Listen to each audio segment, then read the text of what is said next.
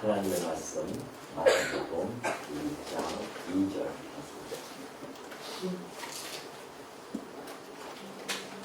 마태복음 1장 2절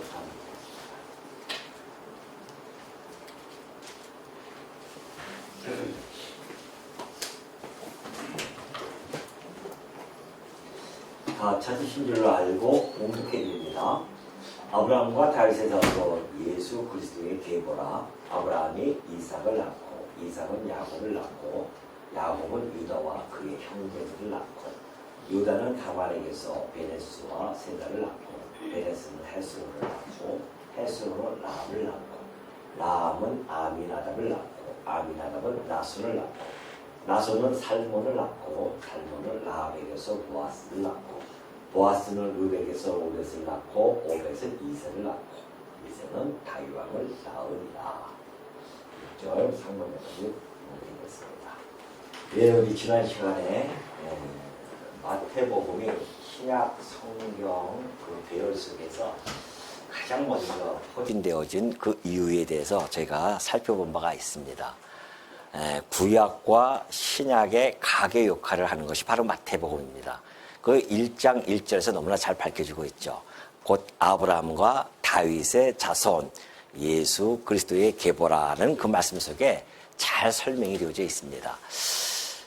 마태복음은 이제 누가복음은 족보가 하나님까지 쫙 올라가면 아담 이상 해서 하나님까지 올라가지만은 이 마태복음은 아브라함부터 시작되어집니다.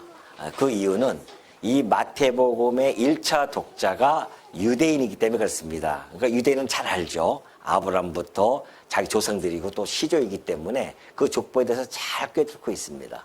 그래서 그들에게는 아브라함부터 나와도요 충분히 알아들을 수가 있습니다. 그래서 아브라함과 다윗의 자손 예수 그리스도의 계보라 이렇게 설명해 주면은 유대인들은 이 구약의 족보를 잘 알고 있기 때문에 그 예수 그리스도가 아브라함과 다윗의 자손 곧 하나님께서 언약하신 그리스도이구나라는 사실을 쉽게 간파할 수가 있다는 것이죠.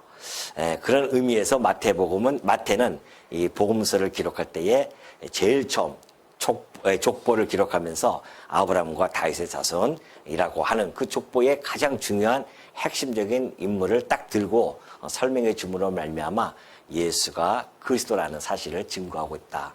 마태복음을 우리가 좀 살펴보는 이유는 우리의 머리 되시는 예수님, 2000년 전에 십자가에서 돌아가셨던 그 예수님이 도대체 누구신가? 우리의 왕이신 그분이 도대체 어떠한 분이신가? 이것을 우리는 마태복음을 통해서 아주 낱낱이 살피면서 알게 될 것입니다. 그것은 이 마태복음이 끝나는 날 우리는 아마 우리의 왕이신 예수를 그리스도로 더욱 확고하게 붙들게 되어질 것이고 그 확고함 속에서 우리의 삶은 아마 지금보다 훨씬 견고하게 세워져 있지 않을까. 왜냐하면은 우리 예수를 그리스도로 믿는다고 하는 것은 그분이 나의 왕이십니다라고 하는 고백이거든요. 우리의 고백은 우리의 왕은 지금 이 땅의 세상의 나라의 왕이 우리의 진정한 왕은 아니라는 겁니다. 오로지 예수 그리스도만이 우리의 왕이십니다. 왜냐하면 그분은 사랑으로 우리를 다스렸고 또한 지금도 공의와 정의로서 우리를 다스려 가시는 만왕의 왕으로서 유일한 왕이십니다. 그분이 우리의 왕이시기 때문에 우리는 그분의 다스림을 받아요. 얼마나 행복합니까? 남편의 사랑을 받는 것도 행복하지만 그 남편은 변덕에 죽을 듯이 한단 말입니다. 그런 사랑을 받고서 뭘 그렇게 또 지금도 행복한데 아니 항차 영원토록 변하지 아니하는 우리의 참 신랑이신 예수 그리스도의 그 죽기까지 날 위하여 십자가에서 죽기까지 사랑했던 그 사랑을 듬뿍 받는 그 백성인데 어찌 감동하지 아니할 수 있으며 어찌 행복해하지 아니할 수 있겠냐 말이죠. 그러니 우리가 마태복음을 통해서 우리의 왕이 어떠한 분인지 알게 되어지면 근심, 걱정, 염려 어떻게 해요? 다 내려놓을 수가 있습니다. 해도 읽어봐도 모르겠는데요. 읽으니까 모르죠. 깨달아야 된단 말입니다. 마태복음을 깨달아야 되죠. 그분이 나의 왕이시고 나를 인도해 가시는, 진리로 인도해 가시는, 그리고 하나님의 그 뜻을 분별케 하시는 그 그리스도라는 사실, 선지자라는 사실을 알게 되어지면은 우리의 마음속에 얼마나 정말 주를 바라보는 마음이 완전히 달라질 겁니다. 또한 그분이 날 위하여 십자가에서 죽으심으로 말미암아 구속의 제사를 완성시켜 놨단 말입니다. 그리고 지금도 살아계셔서요, 하나님 보좌 우편에서 우리를 위하여 중보 기도하고 계십니다. 그러니 우리가 때로는 사단이 우리를 갖다가 밀 까부르듯이 막 까불려고 하더라도 우리의 중보자이신 그리스도께서 우리를 붙들고 기도하고 계시기 때문에 우리가 아주 옆길로 빠지지 아니하고 다시 주께로 돌아오는 이런 놀라운 그 회복력을 가지고 있다는 거 아니겠습니까? 이것이 바로 우리 성도만이 가질 수 있는 행복감입니다. 올해 2025년도 벌써 2월 달이 시작되어졌네요. 그렇게 빨리 세월이 흘러가지만 올 한 해도 여전히 우리 주님은 우리의 그리스도가 되어주셔서 우리가 그를 따르면서 아마 1년 동안 승리의 깃발을 날리며 나아가는 그리스도의 군사로서 견고하게 세워질 것을 믿어 의심치 않으면서요, 이제 족보를 한번 살펴보도록 하겠습니다. 오늘 족보는 2절부터 17절까지 잘 설명이 되어져 있는데요. 자, 크게 이제 한 세 기로 나눠져 있습니다. 보면은 예수님이 이 땅에 오실 때까지입니다. 먼저 아브라함이 있죠. 그리고 다윗이 있습니다.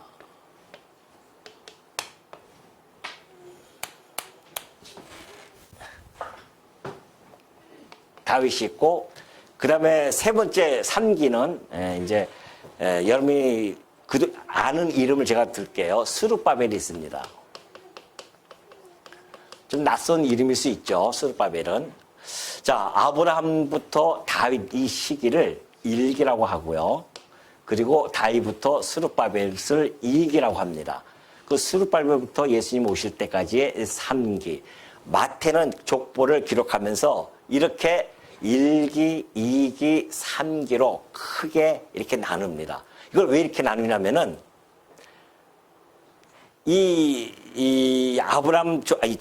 예수님의 족보를 보면은 크게 세 번의 그런 패러다임을 이렇게 형성이 되어져 있어요. 다시 말해서 아브라함을 하나님이 처음 부르시죠. 부르시면서 그때부터 시작돼서 이 시대를 족장 시대라고 합니다. 그러니까 왕이 이때는 없어요. 그러니까 하나님께서 아브라함부터 시작해서 이삭, 야곱 이런 모든 족속들이 이제 족장 시대로 접어들죠. 그리고 다윗 때 비로소 약속했던 그 약속이 이루어져서 이때가 이제 왕정 시대입니다. 그래서 왕정 시대가 꽤 이루어져요. 그러다가 그 나라가 망하고 왕위도 끊어집니다. 그리고 나서는 스룹바벨이 이제 바벨론 포로에서 돌아오죠. 돌아오면서 제사장들과 함께 옵니다. 해가지고서는 이때는 성전 시대예요. 그러니까 나라가 주권이 없으니까 이제 성전을 중심으로 해서 움직여갑니다. 그래서 이때를 성전 시대라고 그렇게 이야기하죠. 자, 이렇게 이제 크게 세 가지 족장 시대, 왕정 시대, 성전 시대, 여기서 새로운 패러다임 세 가지 3기로 나누어서 볼 수가 있다는 겁니다. 이렇게 지금 마태는 이런 전체적인 구조를 가지고 족보를 써 내려가면서 그래서 14대까지 이렇게 딱딱 나눠요. 아브라함부터 다윗까지 14대, 14대, 14대 이렇게 딱딱 나눈 것은 하나 이제 뭐 히브리 방식이라 볼 수 있고요. 그래서 이것은 혈통의 직계들이 딱 이렇게 이어지는 것이 아닙니다. 혈통 직계가 계대가 계속 이어지는 것이 아니라 법적인 계대예요. 그래서 도식적으로 기계적으로 딱딱 14개를 맞춥니다. 그래서 우리 족보를 보면은 이제 장자들이 계속해서 족보를 이어가는데 그렇지 않아요. 장자가 아니고 막 삼자도 되기도 하고 또 다른 사람이 되기도 하고 또 그 족보에서 많이 누락되어지기도 하고 왜냐하면 14대로 딱딱 맞춰야 되기 때문에 그런 의도를 가지고 만들어졌다. 그렇게 보면 틀림이 없죠. 자, 이러한 이제 세 3기로 나누어져서 설명이 되어지는데, 먼저 1기, 곧 족장 시대에는 이스라엘 역사가 이제 태동이 되어지는 겁니다. 아브라함을 불러서 내가 너에게 나라를 세워주겠다는 약속을 해주죠. 그래서 이스라엘 역사, 나라가 태동하는, 그리고 그 기간 동안 형성기입니다. 그래서 12지파, 야곱의 아들들 12지파를 통해서 막 형성이 되어지죠. 이때가 이제 1기입니다. 이때는 하나님의 복의 약속이 주어지죠. 나라에 대한 약속이 주어지고, 그리고 이때로부터 시작해서 다윗 때까지는 기다림의 시기입니다. 긴 시간 동안 1000년의 시기예요. 아브라함부터 다윗까지 1000년이고요. 다윗부터 스룹바벨까지 한 500년, 스룹바벨부터 예수님까지 500년 해서 총 2000년 전입니다. 예수님으로부터 출발해서 2000년 전에 이 1000년의 기간 동안에 기다려야 됩니다. 하나님의 약속이 하루아침에 이루어지지 않잖아요. 역사 속에서 이루어지는 약속이기 때문에 나라를 세우려면 국민이 먼저 있어야 된단 말입니다. 그래서 이때가 국민을 형성시키는 그런 시기예요. 그래서 야곱을 통하여 12형제를 낳고 12형제가 애굽에 가서 막 생육번성하기 시작합니다. 이때 시기죠. 그리고 나서 이제 땅을 정복하러 가지 않습니까? 그 나라를 세우려면 땅이 있어야 되니까. 그래서 가나안 땅을 정복하러 갑니다. 그리고 결국은 다윗이 왕이 세워져서 왕정 시대가 이루어지는 것이죠. 그래서 다윗부터 바벨론 포로까지는 이제 이 이스라엘 나라의 정성기가 형성되어지죠. 다윗, 솔로몬, 막 정성기가 이루어집니다. 물론 이제 르호보암과 여로보암이 갈라지면서 북이스라엘과 남유다로 또 갈라지기 시작합니다. 이때부터 서서히 번영기에서 쇠퇴기로 접어들기 시작합니다. 이때는 사실은 하나님의 약속, 그 나라에 대한 약속이 이루어지는 성취의 시기이고, 하나님의 그 복과 번영기가 함께 어우러져서 이루어졌던 시기였었습니다. 그리고 나서 이제 점점 쇠퇴가 되어지고 멸망을 하죠. 제3기에 접어들면은 이제 쇠퇴가 되어지면서 바벨론 포로에서 70년 후에 다시 돌아옵니다. 그래서 회복이 되어지는데 나라에 대한 회복은 아니에요. 주권이 이미 상실되어졌기 때문에. 이미 그때는 로마의 속국이 또 되어지지 않습니까, 나중에? 그래서 이때는 이제 스룹바벨을 중심으로 해가지고서는 성전 시대로 그렇게 해서 제사를 중심으로 해서 이루어지는 시대였었다.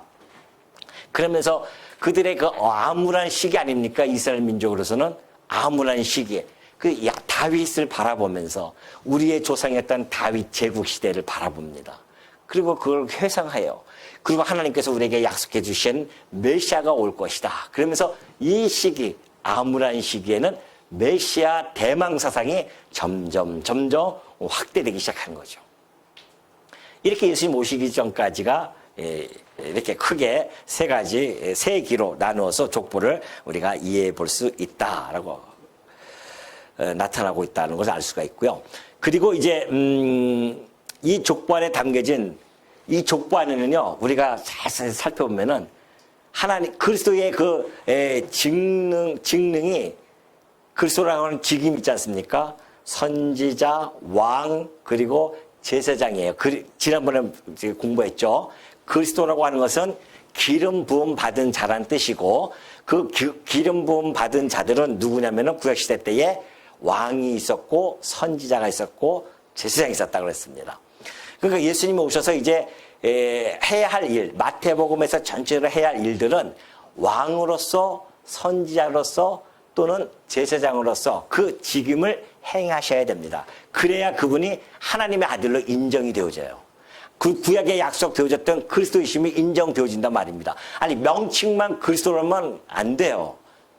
명칭이 그리스도라고 하는 것은 그 명칭에 걸맞게 그 직임의 행위가 다 나타나야 된단 말입니다. 그래야 저분이 왕으로서의 권위가 있고 왕으로서의 행사를 해가고 계시구나. 저분이 선지자로서 지금 일을 해가고 계시구나. 이것을 마태가 그것을 다 기록한 겁니다. 근데 놀랍게도 이 족보 안에도 그리스도의 직임적 직능이 이 안에 담겨져 있습니다. 볼까요? 우리가 창세기 27장 가면은 20장 7절에 가면은 지난 시간에 우리 배웠던 내용입니다. 누구예요? 누구죠? 아비멜렉이죠. 그랄 왕 아비멜렉이 있었습니다. 그때에 아브라함의 아내 사레를 자기 누이라고 하니까 취했단 말이죠. 그때 하나님께서 간섭하셔서 너 건들지 마라. 그건 아브라함의 아내다. 그렇게 가르쳐 줍니다.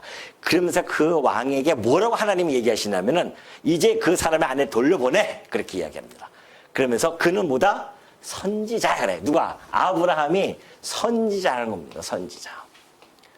물론 아브라함, 이삭, 야곱 다 족장 시대는 뚜렷하게 나눠지지 않아요. 선지자, 왕 이런 아직까지는 하나님께서 그걸 뚜렷하게 드러내지는 않습니다. 그래서 족장에는 선지자 역할도 하고 또 왕의 역할도 하죠. 그러니까 나라를 다스리는 거 아니고 그 부족을 다스리잖아요. 그 왕의 역할, 통치의 역할도 있고 그리고 제사도 지내지 않습니까? 그래서 그 세 가지를 다 하지만은 그러나 하나님께서 두드러지게 아브라함에게 선지자라고 하는 것을 호칭을 해줍니다. 그래서 이 아브라함 때부터 이삭도 그렇고 야곱도 그렇지 않습니까? 야곱도 자기 12 아들에게 예언의 선지자로서 예언을 해주고 있습니다. 그렇기 때문에 이 족장 시대를 대변하는 것은 바로 이 선지자 역할을 했다. 왜? 선지자는 하나님의 말씀을 받아서 전하는 자가 선지자이기 때문에 이때 선지자 역할을 한 거예요. 그리고 이제 왕정 시대에는 말 그대로 왕이죠. 다윗이 왕이 되어집니다. 왕이 되어지고 나서는 그 왕으로서의 역할을 계속 그 아들들이 해나가기 시작해요. 그래서 왕정 시대가 586년에 끝납니다. 그렇죠? 예루살렘이 멸망하면서 왕정 시대가 끝나요. 그리고 이제 이 스룹바벨이 다시 돌아옵니다. 이 다윗의 후손입니다. 그 후손이 제사장들하고 같이 돌아와요. 그것이 에스라 3장 2절에 잘 나타나 있어요.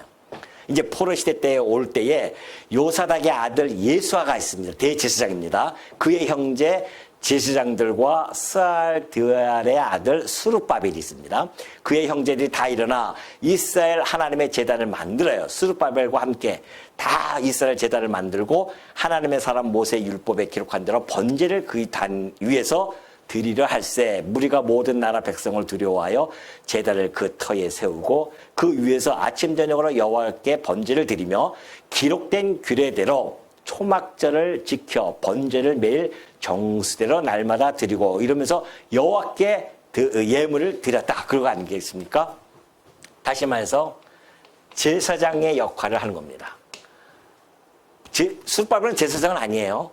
레위 지파만 제사장이 되어질 수 있죠. 그래서 레위 지파였던 예수아와 함께 그러잖아요. 함께 일어나서 제단을 만들어요. 그리고 성전 시대를 끌고 갑니다. 그래서 이 성전 이름이 스룹바벨 성전이라고 후에 이제 그렇게 명칭을 하는 겁니다. 성전은 솔로몬 성전이 있고요. 그 다음에 스룹바벨 성전이 있는 겁니다. 그리고 이제 이때에 이제 헤롯이 그 성전을 막 다시 크게 지으면서 이제 헤롯 성전이라고 우리가 신학자들이 그렇게 이제 설명을 해 가고 있는 것이죠. 그러니까 이걸 보더라도 지금 이 족보 안에는 그리스도가 행하실 그 선지자라든가 왕이라든가 제사장의 그 역할이 그리스도의 이 족보 안에 담겨져 있다는 겁니다. 그래서 이 족보를 통해서 예수 그리스도가 결국은 이 땅에 태어나신 다음에 그대로 선지자로서 왕으로서 제사장으로서 그의 생애에서 드러내게 됩니다. 이것이 바로 족보 안에 담겨져 있는 하나의 그런 신학적인 의미가 되어질 수도 있습니다. 자, 그렇게 해서 이제 서론적으로 이 정도면 이 그리스도의 족보 안에는 이런 뜻이 담겨져 있구나. 좀 흥미롭죠. 벌써 족보하기 시작하니까는 졸라고 막 눈이 이렇게 감기시는 분들이 있습니다, 지금. 족보 얘기하니까 벌써, 우리나라 족보면 좋겠는데, 이거 이스라엘 족보, 이거 보면은 막 누구를 낳고 하는데, 이제 서서히 여러분의 자장가가 될 수도 있으니까 정신 바짝 차리고 들으시기 바랍니다. 자, 먼저, 이 일기의 족장 시대에 우리가 보면은 뭐 아브라함은 이삭을 낳고 이삭은 야곱을 낳고 이러죠. 예, 이때에 우리가 좀 중요한 이름들만 하나하나 제가 체크해 나가면서 나가도록 하겠습니다. 자, 아브라함이 등장하죠. 자, 아브라함이라고 하는 것은 여러분이 잘 알다시피 이스라엘 민족의 시조입니다. 하나님이 아브라함을 특별히 택해요. 노아의 후손, 그 많은 후손 중에서 셈의 후손 중 아브라함을 택해서 당신의 뜻을 펼쳐나가겠다고 그 아브라함에게 전달해 줍니다. 그래서 선지자 역할을 하는 거죠. 그래서 아브라함에게 약속을 해주고 있죠. 그래서 예수 그리스도의 족보는 철저히 하나님의 언약으로부터 출발되어 줍니다. 성경 자체가 하나님의 언약이에요. 그 지난번 때 말씀드렸듯이 하나님께서 이 성경 전체를 왜 언약과 성취라고 하는 구조를 만드셨는가? 하나님을 인식하는데 최적의 요건입니다. 우리 인간들이 하나님을 알 수 있는 법, 방식, 하나님이 막 눈으로 우리에게 보여주면 참 좋겠지만은 보는 순간 눈에 다 죽어버리니까 하나님 그렇게 나타나지 않습니다. 뭐 할아버지처럼 수염이 길게 해가지고서는 뭐 어떤 사람들이 나는 하나님을 보았는데 하나님이 막 수염이 길고 머리가 하얗고 그거는 과거에 그 산신령 이런 영화들 보고 나서 자다가 그 봉창 뚫는 소리죠. 하나님 그렇게 보이는 분이 아닙니다. 보면 죽어요. 하나님 본 자가 없어요. 모세조차도 하나님이 못 보게 하고 뒤로 확 지나가 버립니다. 그러니까 인간이 만든 저 태양빛도 인간이 볼 수 없는데 어떻게 하나님을 볼 수 있겠냐 말이죠. 그러니까 하나님께서는 당신이 살아 존재하고 계심을 우리 인간들이 가장 잘 알 수 있는 방식으로 보여주는 것이 바로 뭐예요? 약속을 하고 약속대로 이루어주는 거예요. 그것도 역사 속에서. 그러니까 하나님의 약속은 긴 겁니다. 약속은 성취는 긴 거예요. 2000년의 세월이 흐르지 않습니까? 아브라함에게 하셨던 그 약속, 네 자손으로 말미암아 천하 만민이 복을 얻을 것이야. 그 약속을 2000년 전에 해주셨는데 2000년 후에 드디어 천하 만민에게 복을 주러 이 땅에 오신단 말입니다.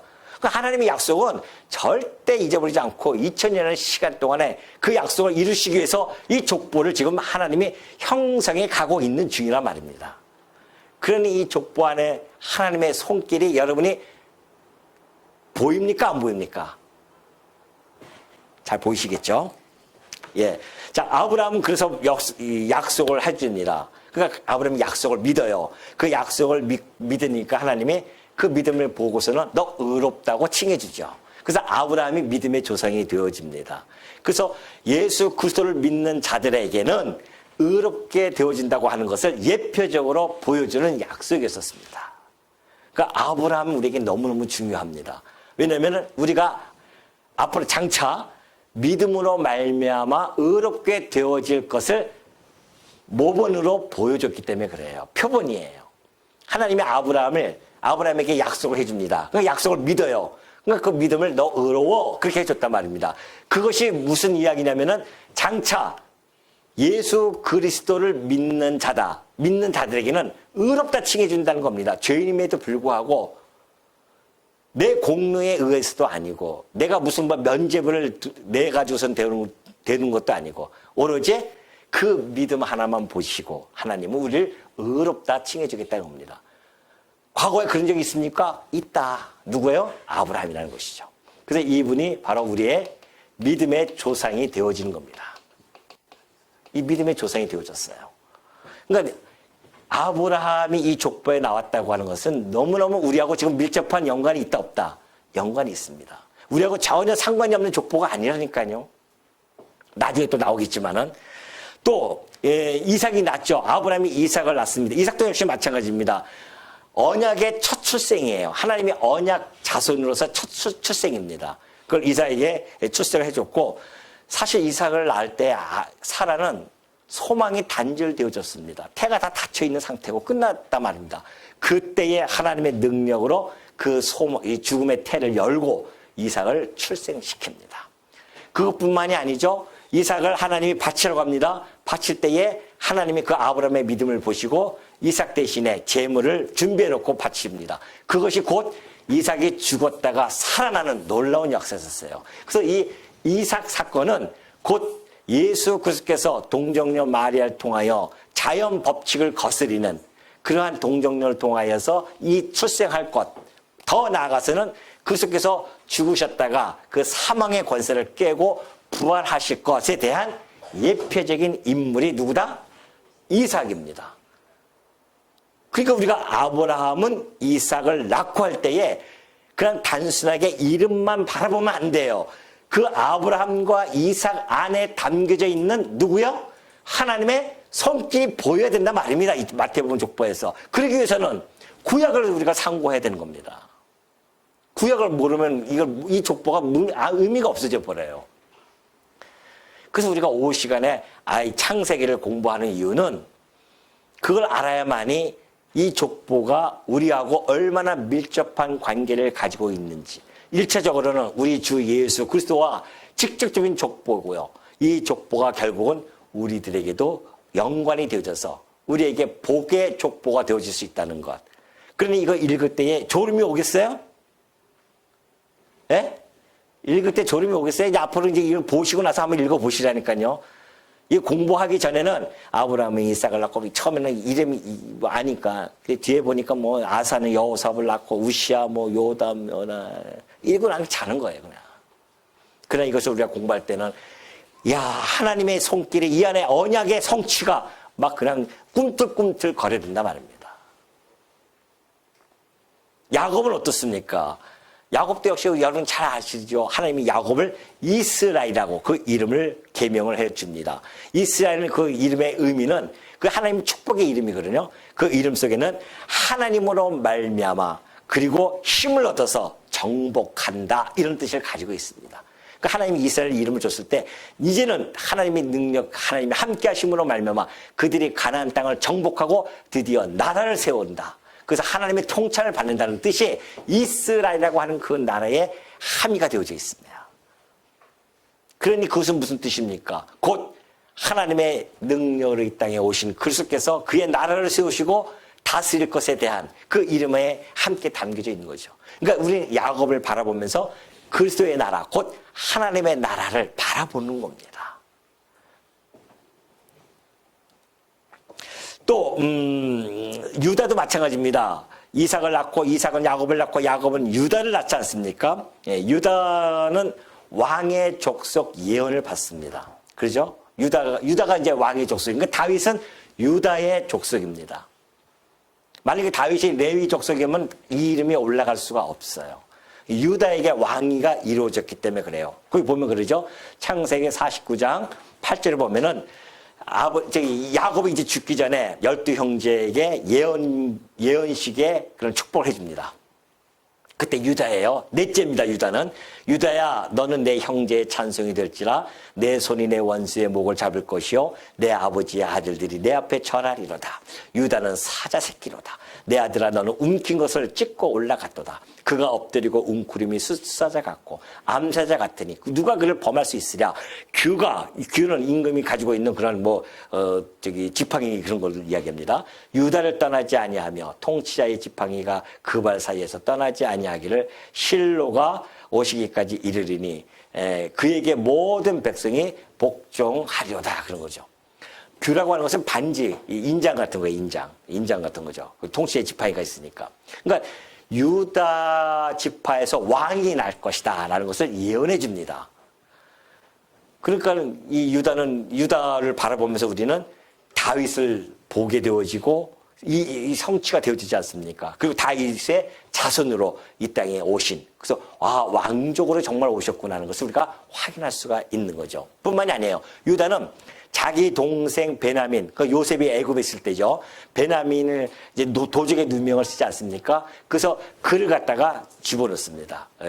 그를 갖다가 이제 감금을 하죠. 그때 유다가 나타나서 아닙니다. 이 동생은 집에 보내야 됩니다. 제가 대신 하겠습니다. 그렇게 이야기하죠. 그래서 그 동생의 죄를 대신해서 자기가 그곳에 감금을 당합니다. 이런 것들은 곧 우리의 죄를 대신해서 죽으실 예수 그리스도에 대한 그러한 예표적인 사건으로도 우리가 충분히 받아들일 수 있는 것이죠. 자, 그리고 이제 1절, 2절부터 6절 상반절까지 보면은 우리가 좀 눈여겨볼 단어들이 있습니다. 예를 들어서 다말, 그죠? 유다, 유다는 그죠? 3절에 유다는 다말에게서 그래요. 다말이 누군지 아시죠? 다말은 유다의 며느리입니다. 그러나 이것은 물론 부지 중에 한 겁니다. 알고 한 것이 아니죠. 그때 당시에 계대 결혼이 있습니다. 형이 결혼을 했어요. 근데 형이 자식이 없이 죽으면은 둘째가 그 형수를 통해서 자식을 보존해 줘야 됩니다. 그때 다시 이제 고대시대 때는 그랬었는데 이 유다 아들들이 다 죽지 않습니까? 그래서 다말이 자식이 없는 거예요. 그때 당시 자식이 없으면은 인생 절망입니다. 그렇기 때문에 자기가 속여서 그렇게 유다를 통해서 자식을 낳아요. 그것이 바로 베레스입니다. 또 쭉 내려가 보면은 5절에 보면 살몬은 라합에게서 보아스를 낳습니다. 라합은 저 이방 여인입니다. 여리고성의 기생이었었습니다. 이 여자 이름이 들어가요. 또 보아스는 룻에게서, 룻도 모압 여인이죠. 모압 여인은 그 아버지와 근친상간을 통해서 태어난 모압과 암몬 족속이 있는데 그 모압 족속의 후손이죠. 그러니까 사실은 이 성경에 보면은 여성들은 족보에 안 들어갑니다. 그런데 마태는 특이하게도 여성을 족보를 다 집어넣었어요. 이방인들 아닙니까? 죄 가운데 있는 자들이고요. 하나님께서는 그 족보 안에 인간의 이방인 뭐 이런 것도 필요 없이 다 그리스도 안에서 하나가 되어지는, 그래서 죄인뿐만이 아니라 남녀, 노소, 신분, 그리고 어떻게 혈통, 이 모든 것들이 이스라엘 민족들은 자기네들만 하나님의 백성인 줄 착각하고 살아왔는데 하나님 마태는 이 족보를 통해서 모든 이방인들이 그리스도 안에서 하나가 되어질 것을, 그리고 예수님께서 이 땅에 오셔서 그 이방인들을 다 구원해 주실 것에 대한 그러한 족보가 이 안에 담겨져 있기 때문에 이 마태는 그런 의식을 가지고 지금 이 여성들을 다 집어넣습니다.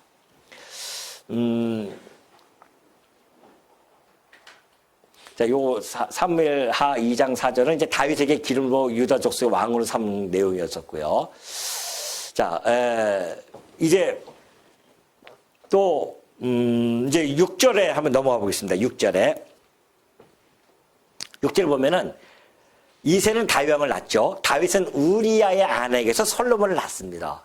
이것도 이상하잖아요. 그냥 다윗은 솔로몬을 낳고 하면 되잖아요. 근데 왜 우리아의 아내, 그것도 그냥 다윗은 밧세바를 통하여 솔로몬을 낳으면 되는데 우리아가 누굽니까? 부하예요. 그러니까 다윗의 이 부하, 충실한 부하였던 우리아의 아내를 통해서 솔로몬을 낳는 거 아니겠습니까?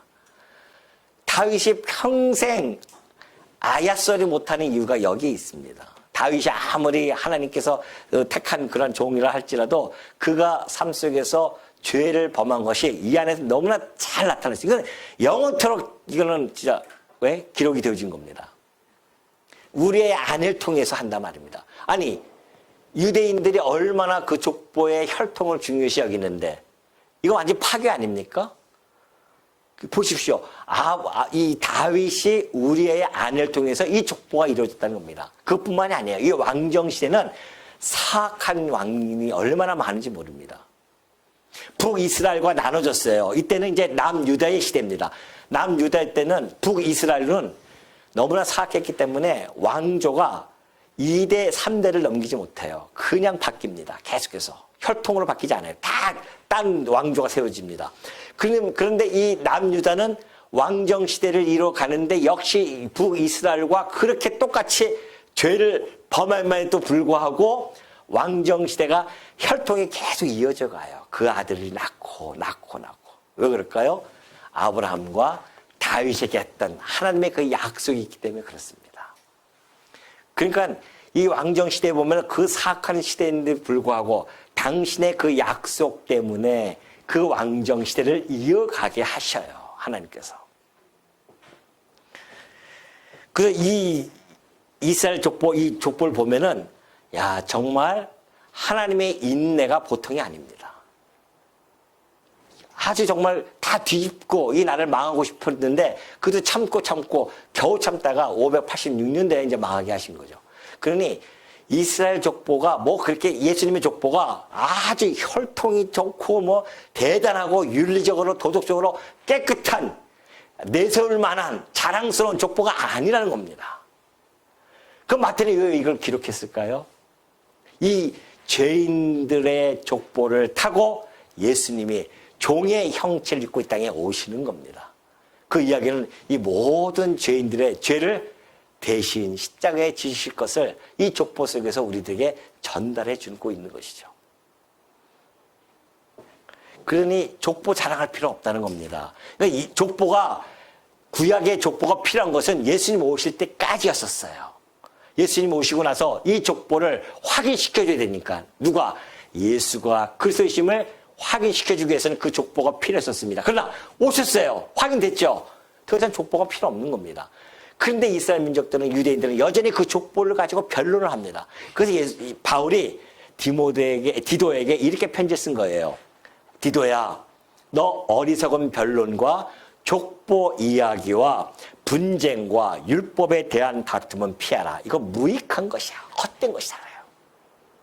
이제는 더 이상 족보 얘기하지 말라는 겁니다. 예수님이 오신 거 확인되어졌으면 그걸로 끝난 거지. 이제는 혈통적인 족보 아무 의미 없어요. 예수님 이후의 족보, 혈통적인 족보 아무 의미 없다는 것을 잘 말해주고 있죠. 자, 이 족보를 그걸 보면서 이제 8절을 보면은 요람을 낳고 요람은 우시아를 낳고 그러잖아요. 요람과 우시아 사이에는요 3명의 왕이 사실 있습니다. 뭐 아하시아라든가 요아스, 아마사 이런 것도 있는데 다 누락이 되어지죠.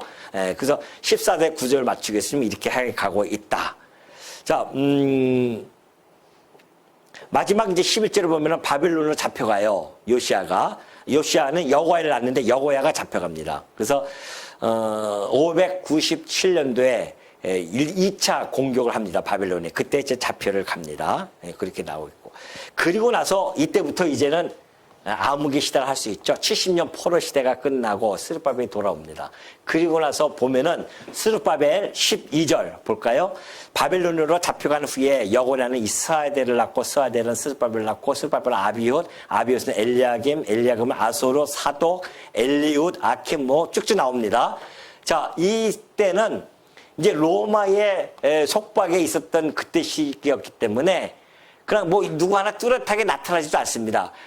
예수님이 오시기 전 400년 전에 말라기 선지자를 통해서 이미 하나님께서 끝내십니다. 그리고 400년 시간을 신학적인 용어로 중간기라고 그렇게 이야기합니다. 중간기는 하나님이 침묵했다고 중간기라고 그렇게 이야기하는 사람도 있지만은 그러나 침묵하지 않아요. 하나님은 그 시간에 하나님이 다니엘에게 하셨던 그 약속 그리고 이 선지자들에게 했던 그 예언대로 지금 중간기는 하나하나 성취시켜 나가는 기간입니다. 그 대신 하나님께서 선지자를 들어서 직접적으로 얘기하지 않으셔요. 이때는 성취의 시기입니다. 묵묵하게 그 어둠의 시기를 걸어갑니다. 그럼에도 불구하고 다윗의 후손들은 계속해서 족보가 이어져 가고 있어요. 아무도 관심을 갖지 않습니다. 이때는. 다윗의 왕족의 후손이라고 해서 막 그렇게 내세우고 그러지 않습니다. 오히려 이때 뭐 하스몬 왕조가 일어나고 이런 건 다 레위 지파들이 하거든요. 다윗 왕조는 아주 힘없이 그냥 능력도 없이 그냥 살아갑니다. 근데도 하나님은 뭐예요? 족보를 묵묵히 이어가시는 중이에요. 왜요? 당신의 언약을 이루시기 위해서. 예수 그리스도를 땅에 탄생시키기 위해서. 이 사람들이 이때부터 누구를 대망하냐면은 그리스도를 대망하는 시기입니다. 그리스도를 대망하니까 그때 메시아가 온 거죠. 자, 그렇게 해서 이제 족보가 쭉 이어졌는데 우리가 그거 보면은 좀 재밌는 현상이 하나 있어요. 창세기 5장 4절 한번 넘어가 보겠습니다.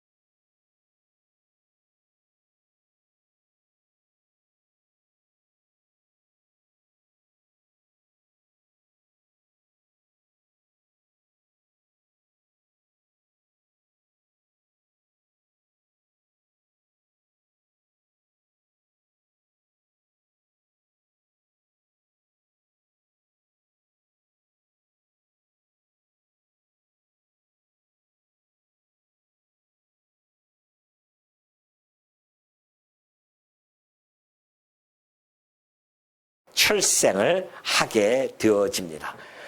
그래서 이 출생할 때에 16절 마지막에 보시면요. 예수가 나시니라 그러잖아요. 모든 앞에 낳고는 다 능동태예요. 인간이 임신을 해서 그렇게 낳았다고 그렇게 표현합니다. 그러나 예수님이 나셨다고 하는 이 단어는 수동태입니다. 다시 말해서 하나님께서 성령으로 잉태하여 아들을 낳게 했다고 하는 것을 강조하는 그런 단어가 아닐 수 없죠.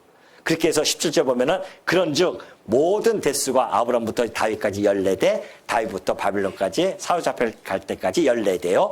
바벨론으로 사로잡혀간 후부터 그리스도까지 14대더라. 그렇게 해서 마지막 설명이 끝나죠. 자, 이 보면은 2000년이 넘는, 그러죠? 2000년이 넘는 이 장구한 세월의 기록입니다. 우리는 간단하게 2절부터 17절까지 딱 읽었지만은 이 기간이 몇 년이라고요? 2000년이라는 장구한 세월이에요. 이스라엘 역사가 이렇게 큰 강물처럼 새 구비를 그냥 넘깁니다. 구비를 다 넘겨요. 그러면서 하나님께서 그 마침내 예수 그리스도를 이 땅에 보내시는 놀라운 역사, 이것이 기록되어진 겁니다. 그동안 되면은 우리는 마태는 이러한 족보를 통해서 신학적 의미를 이 안에 담겨놓고 족보를 기록했다는 것이죠. 첫째는 이 예수님이 이 땅에 탄생하심으로 말미암아 이스라엘의 이 족보, 이스라엘 혈통적인 그 나라는 한 차원으로 종결되어집니다. 그리고 새로운 차원의 그 나라가 다시 시작되어진다는 것을 서원적으로 좀 천명하는 겁니다. 다시 말해서 아브라함을 통해서 예수 그리스도를 믿음으로 말미암아 그 안에 있는 자들은 아브라함의 자손이 되어진다는 것을 밝혀지는 것이죠. 이 바울은 이것을 너무나 잘 해석을 해줬어요. 갈라디아서 3장 28절 볼까요? 너희는 유대인이나 헬라인이나 종이나 자유인이나 남자나 여자나 다 그리스도 예수 안에서 뭐예요? 하나다. 이것이 바로 이 얘기입니다. 이 안에는 유대인, 헬라인, 종, 자유, 남자, 여자 다 있었어요. 이 족보 안에. 이 모든 것이 어디 안에서? 예수 그리스도 안에서 다 하나가 되어질 것을 약속해 줬습니다. 근데 진짜 하나가 되어졌어요. 그리스도 안에서 이제 하나예요. 그러니까 그리스도 안에서 내 신분, 내 혈통 이런 거 따지는 것이 제일 어리석음입니다. 그냥 하나예요, 다. 그리스도 안에서 다 하나입니다. 그런데 29절 보면 너희가 그리스도의 것이면 이제 예수 그리스도를 믿은 자들은 예수 그리스도의 것입니다. 예수 그리스도의 것이면 곧 아브라함의 자손으로 새로운 혈통이 형성되어집니다. 족보가 형성되어져요. 아브라함의 우린 자손이다. 우리 믿음의 조상이다.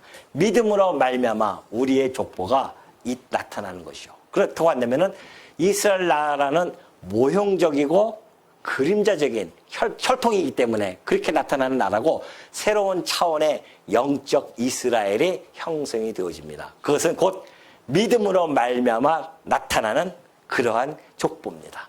그러니까 이 족보 안에는 혈통적인 족보가 있지만은 그러나 예수 그리스도가 맨 마지막에 포진됨으로 말미암아 이 족보는 우리들에게는 영적인 족보로서 우리에게 다가오는 거죠.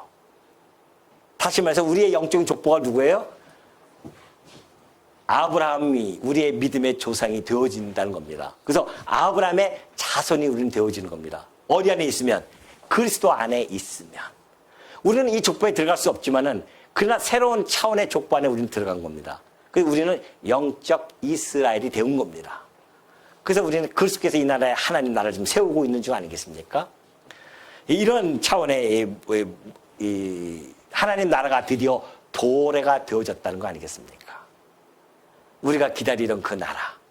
이스라엘 나라는 하나님이 모형적으로 보여준 나라예요. 뭐에 대한? 하나님 나라에 대한 모형으로 보여준 나라입니다. 진 실체가 이 땅에 오셨어요. 이제는 우리가 하나님 나라의 백성으로서 족보가 기록되어집니다. 그래서 하나님은 우리를 바라볼 때에 세상은 우리의 외모를 보고 족보를 기록하지만 우리의 족보는 예수 그리스도를 통하여 족보가 형성되어집니다. 그러니까 하나님은 예수 그리스도를 통하여 우리를 들여다보고 있기 때문에 우리가 생명력에 기록이 되어지는 겁니다. 아무나 기록되지 않아요. 그리스도 안에 있는 자들에게만. 그러니까 하나님께서는 그리스도를 통하여 우리를 들여다보고 있는 겁니다. 만약에 그리스도를 통하지 않으면 우리는 다 지옥 자식들이고요. 근데 우리가 그리스도 안에 있기 때문에 그리스도를 바라보시면서 우리를 생명력에 기록해 주어서 우리가 다 지금 여러분과 저는 생명력에 기록이 되어져 있다 믿습니까? 아, 예. 영적 우리는 그 기록에 다 들어가 있습니다. 뿐만이 아닙니다. 이 족보를 통해서 여러분은 하나님의 손길이 보이시나 말이죠. 하나님의 그 능력, 하나님이 2000년 동안에 예수 그리스도를 보내시기 위하여 그 역사를 당신의 장중에 딱 걷어잡고 지금 역사를 섭리하신 것이 다 보이지 않냐 말이죠. 하나님의 능력과 하나님의 주권과 하나님의 신실하심이 이 족보 안에는 담겨져 있는 겁니다. 그래서 우리는 이 족보를 통해서 야, 진짜 하나님은 뭐라? 하나님은 어떻게 하신다? 살아 존재하고 계심이 너무도 분명하다. 내가 비록 눈으로 볼 수 없고 손으로 만질 수 없지만 그 하나님의 살아계심은 이 족보를 통해서 하나님이 내가 살아 존재하고 있다는 그 영광을 우리에게 보여주셨단 말입니다. 하나님의 약속이 2000년 전에 했던 약속, 더 나아가서 아담에게 하셨던 그 약속, 여인의 후손 내가 보내겠다. 여인의 후손을 내가 보내겠다고 했던 그 약속이 이 긴 기간 동안에 드디어 이루어진 거 아니겠습니까? 동정녀 마리아를 통해서 이 땅에 오셨단 말입니다. 그러니 하나님이 살아 존재하고 계시면 너무 틀림없죠? 믿습니까? 그 하나님이 어떠한 분이십니까? 그의 속성을 보니까 언약하신 것은 반드시 이루어 나가실 수 있는 능력이 있는 전능하신 분이시구나. 그분은 모든 약속을 반드시 지키시는 정말 하나님은 살아 존재하고 계시고 그의 신실하심은 분명하구나. 그러니까 보십시오. 이건 에베소서 2장 둘로 하나를 만드사 유대인들과 이방인을 하나로 만들어서 한 세 사람을 지었다는 거 아니겠어요? 아까 얘기한 그겁니다. 영적 이스라엘이 곧 유대인들과 이 족보에 있었던 유대인들과 그리고 우리 이 영적인 우리 혈통이 있는 이 이방인들 함께 합해서 하나로 만들어서 한 세 사람을 만들어서 그 나라의 백성을 만들어줬다. 그 이야기고요. 자, 에베소서 2장 16절도 마찬가지입니다. 이 십자가로 예수 그리스도의 십자가를 통해서 유대인과 이방인을 한 몸으로 만들어서 하나님과 화목했을 뿐만이 아니라 우리들도 다 화목하게 해주셨다. 그런 이야기고요.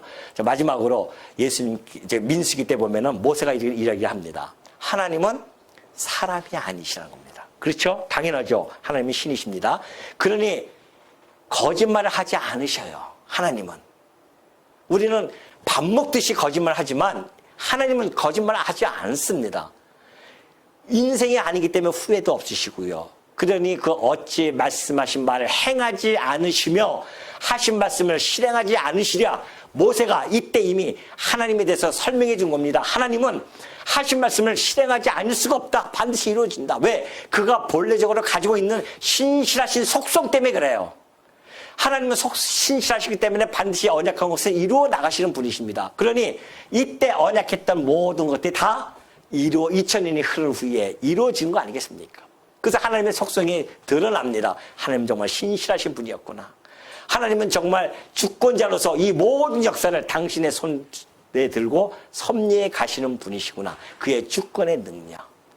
하나님은 변치 아니하시는 걸 보니 그의 불변성, 영원하신 이러한 속성들이 이 족보 안에 담겨져 있다는 사실. 그래서 우리는 족보 졸립지만은 그도 여러분이 보고 나서는 야, 하나님이 정말 살아 존재하고 계시고 그 하나님이 이러이러한 분이시구나. 그래서 그분께 영광을 돌린다? 그러면 이 족보를 읽는 여러분은 최고의 접근을 한 겁니다. 이 족보가 우리에게 주어지는 메시지가 바로 그것이기 때문에 그래요. 그러니 여러분들 이 족보를 통해서 하나님이 살아계시고 어떤 분인지 꼭 깨달으시면서 오늘도 그 하나님께 감사와 찬양과 영광을 돌리시는 주의 종들 되어지시기를 당부드립니다.